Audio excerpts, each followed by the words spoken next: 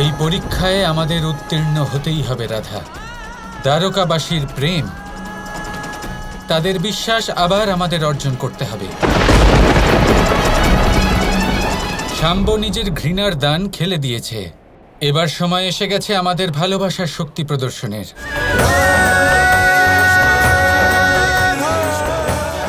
নিজের অন্তরের প্রেম সাগরকে জাগ্রত করো রাধা। নিজের অন্তরের প্রেম সাগরের এই দ্বার উন্মুক্ত করো।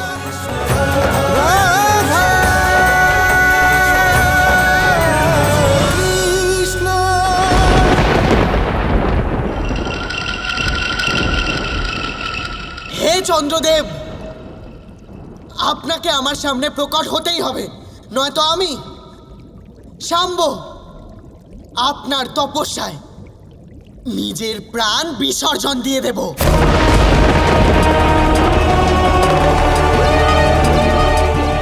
ওম চন্দ্রায় নমঃ। পেলে চলো এদিকে।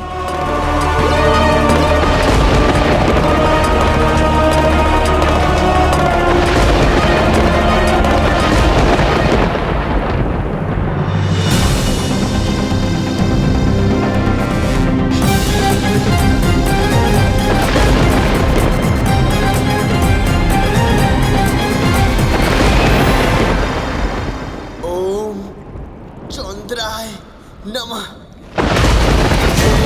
ওম চন্দ্রায় নমঃ। ওম চন্দ্রায় নমঃ।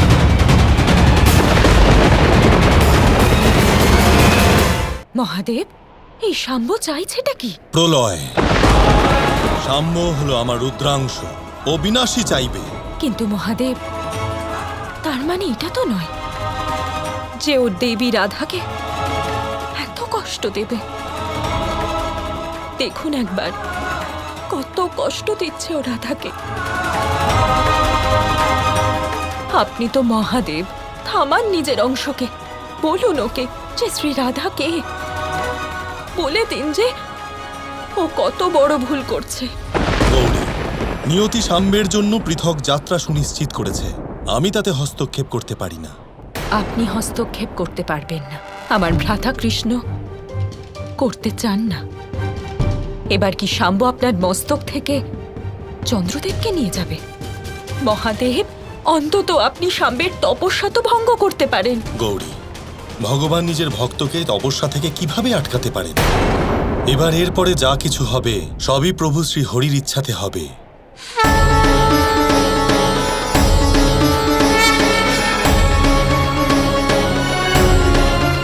হে নারায়ণ, আপনাকেই কিছু করতে হবে।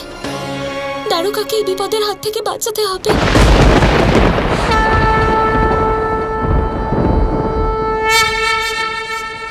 কোথায় ছিলে কৃষ্ণ? কখন থেকে খুঁজে চলেছি। আমাকে খুঁজছিলে তাই তো আমি এসে গেছি রাধা। এসেছো যখন সমস্যার সমাধানও করে দাও। শাম্ব নিজের সকল সীমা অতিক্রম করেছে। যদি ওর তপস্যা পূর্ণ হয় তাহলে দ্বারকার বিনাশ হবে। যদি ওর তপস্যা পূর্ণ না হয় তাহলে ওর প্রাণ সংকট হতে পারে। এই দুইয়ের মধ্যে কোনো দিকে আমি শান্তি পাবো না। এর চেয়ে এটাই ভালো হবে আমি এখান থেকে চলে যাই, তাতে শাম্বর প্রাণও বাঁচবে আর দ্বারকাও সুরক্ষিত থাকবে। শান্ত রাধা, শান্ত হও রাধা। শান্ত মনে ভেবে দেখো, তোমার যা যা প্রশ্ন আছে তার উত্তর তুমি নিজেই পেয়ে যাবে। কিভাবে শান্ত হই কৃষ্ণ? তুমি একটা পথ বলো। তুমি তো বলো যে তোমার সাথে নাকি মহাদেবের সম্পর্ক আছে। ওনাকে বলো উনি যেন দ্বারকাতে আশীর্বাদ বর্ষণ করেন। অবশ্যই চেষ্টা করতাম রাধা, যদি এই সময় আমার হতো। কিন্তু এই সময় তোমার। এই সংসার দেখবে যে রাধা কি করতে পারে। আমার নামের আগে কেন রাধার নাম নেওয়া হয়। আর আমি তোমাকে পূর্ণ বিশ্বাস করি রাধা, আর সেই ভিত্তিতেই আমি শাম্বের আহ্বান স্বীকার করেছি।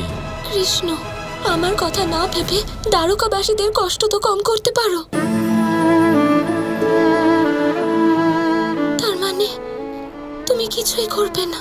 তুমি নিশ্চয়ই কিছু না কিছু লুকোচ্ছ কৃষ্ণ। বলো কি হয়েছে?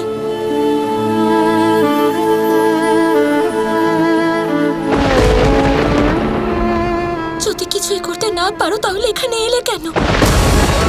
ফিরে যাও, আমাকে নারায়ণের পুজো করতে দাও। একমাত্র উনিই সাহায্য করতে পারেন।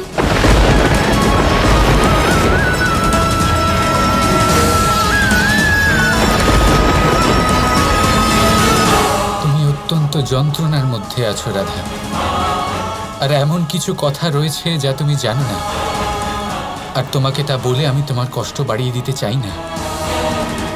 এইবার পথ তোমাকেই খুঁজতে হবে,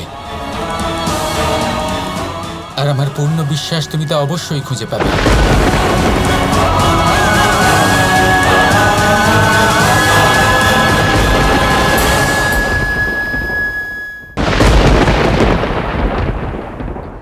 আমার পুত্র কি এখনো ভেতরেই আছে?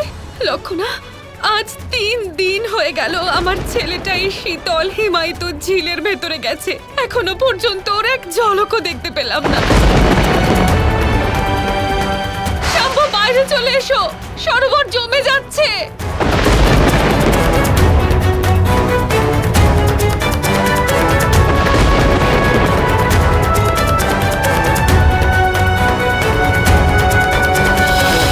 ঈশ্বর, আমার পুত্রকে রক্ষা করুন।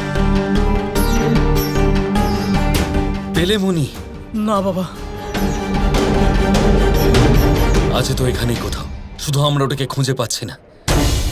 একবার যদি ওই মণিটা আমি পেয়ে যাই,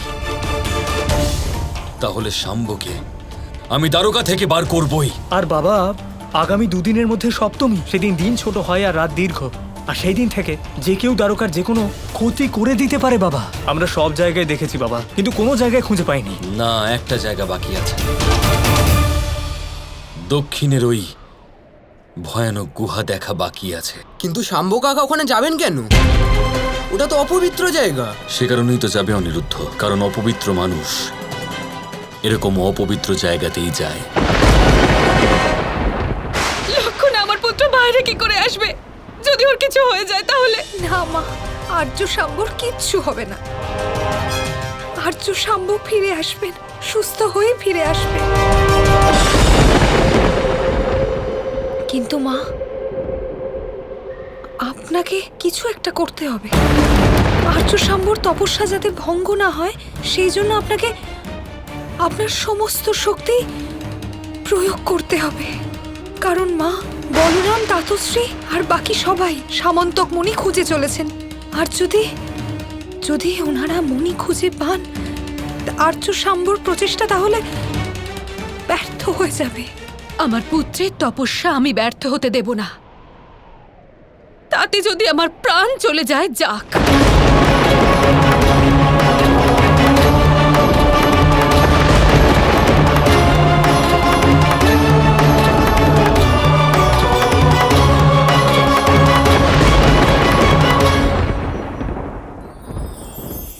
মানুষ বলেন প্রেমে অনেক শক্তি আছে, আর এটা সত্যিও বটে।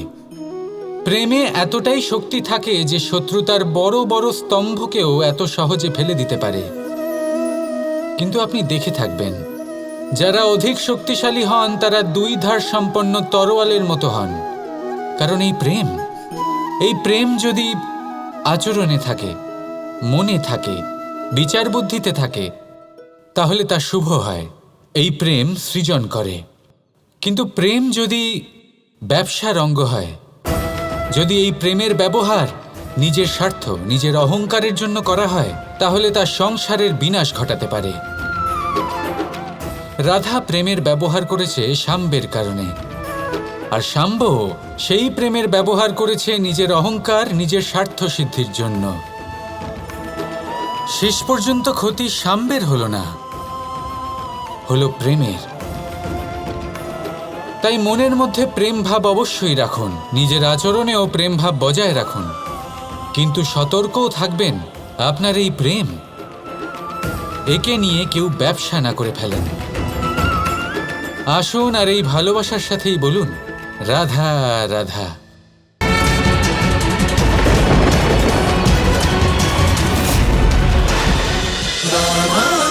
Krishna Krishna Krishna Krishna